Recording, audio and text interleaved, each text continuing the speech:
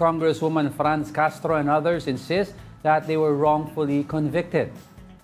This comes after Castro and 12 others were found guilty of endangering indigenous Lumad children. In 2018, they transported 14 Lumad children from their school in Davao del Norte amid militarization and aerial bombings. Kami naman ay kumbaga nag-rescue, sumaklolo lang sa kanila. Kami pa yung kami pa yung convicted at kami yung mapaparusahan. Interview with Sa Totoo Lang, Castro said they are already preparing to appeal against the verdict. Yung aming bail, na kasi naglaga kami ng bail, ay effective pa rin yun hanggang sa mag-appeal kami.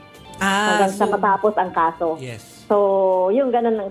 At syempre, yung conviction sa amin ay hindi yan magpo-prosper hanggat kami ay naka-appeal at dinidinig pa rin ang kaso hanggang sa Supreme Court. Let's get reactions following that guilty verdict. We have with us Representative Franz Castro on the line. Good morning, Congresswoman. Good morning, Angelo and Angela. Yes, thank you. And to your viewers and listeners. Thank you po for joining us. Let's start off po, no? For those who do not know, can you please tell us more about yung issue po na nangyari sa 2018?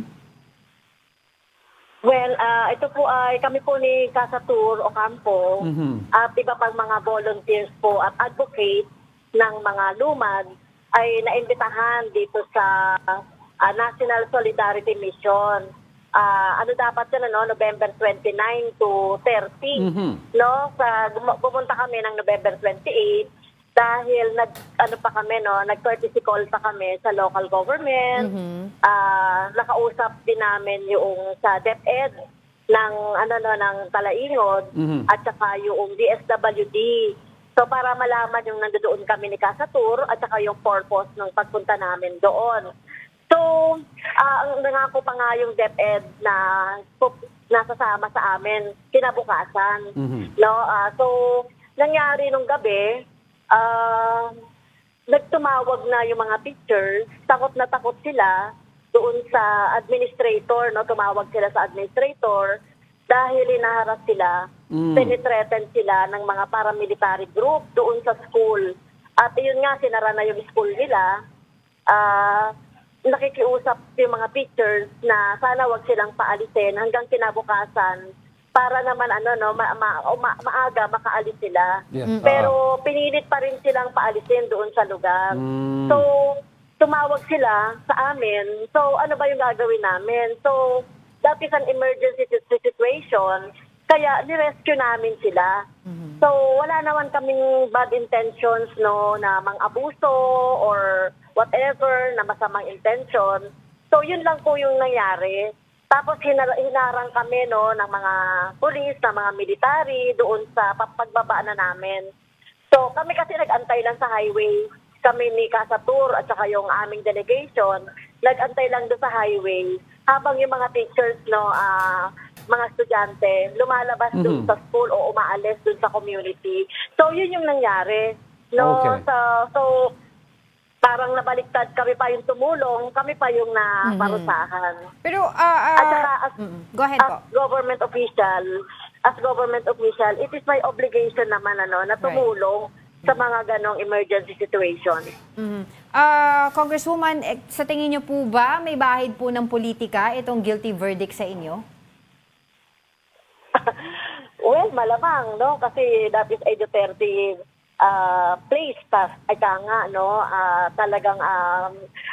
controlled and influenced yan ng mga Duterte at ng kanyang mga kakampi. Kaya baka meron itong influence kahit pa paano. Yes, Congresswoman, of course, would like to ask kung ano po ang next step nyo. It's because we'd also like to ask, ano po yung mga specifics ng prosecution na na-highlight sa tingin nyo ang masyadong pinansin po ng korte para nabigyan kayo ng guilty verdict? Well, yun nga, no, na may conspiracy daw na nagtulungan kami para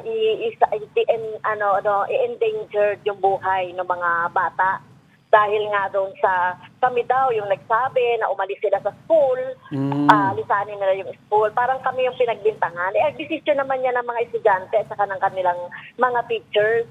na tinulungan lang namin na makaalis talaga. Pero kung Kaya yun ang nangyari. Ang hindi nakita ng korte ay yung ano ba yung nangyayari before that. Okay. Militarized, may food blockade. Okay. Merong nangyayaring talagang paninira ng community Yes. ng mga paramilitary at military. So yun ang before. Okay. So yun ang nangyari bago nangyari yung aming rescue operation. Pero Kong Castro, nag-testify po ba yung students na hindi naman daw sila napilitan? Well, unfortunately, hindi kasi natakot na yung mga magulang at saka yung mga estudyanteng mag-testify. Okay. Kasi that time, 2018, ay talagang takot na takot ang mga estudyante at mga magulang na mag-testify. Okay. Did you get to talk to them po before the yung verdict na lumabas? Well, hindi na ako nagkaroon ng pagkakataon. Ang nakausap ko lang yung mga ilang teachers, yung kanilang situation, kung yung kanilang situation. Congresswoman, kayo po ay isa po sa mga unang in-announce na kumbaga po makakasama sa Senate slate na Makabayan Coalition for the 2025 midterm elections. Meron po bang mababago doon sa desisyon nyo na tumakbo bilang isang senador sa next election amidst this decision from the court? Well, hindi naman mababago yun, kasi mag-a-appeal pa kami. At resolve talaga ako na tumakbo for Senate para naman magkaroon ng boses ang mga guro, ang mga marginalized na mga lumad sa Senate, sa Kongreso. At gusto natin ma-amplify yung kanilang mga kahingian at mga complaints ng ating mga marginalized sectors na mga IT at mga lumad. And of course, yung mga teachers po and government employees. Lastly, Congresswoman, doon po sa ilang mga naging interview po sa inyo, nakita namin at narinig namin din po yung pagbasag ng inyong boses, ang inyong pagluha dahil nga po dito sa naging desisyon ng korte. Meron pa po kayong gustong idagdag doon sa mga inyong nasabi tungkol dito sa desisyon na ito? Well, talagang masama ang loob ko, Angela, Hindi ko, kahit sa imagination, hindi ko na-imagine na makakasuhan ako ng child abuse dahil sa advocacy ko bilang teachers, bilang peace advocate. Kaya talagang masama talaga yung loob ko doon sa naging desisyon.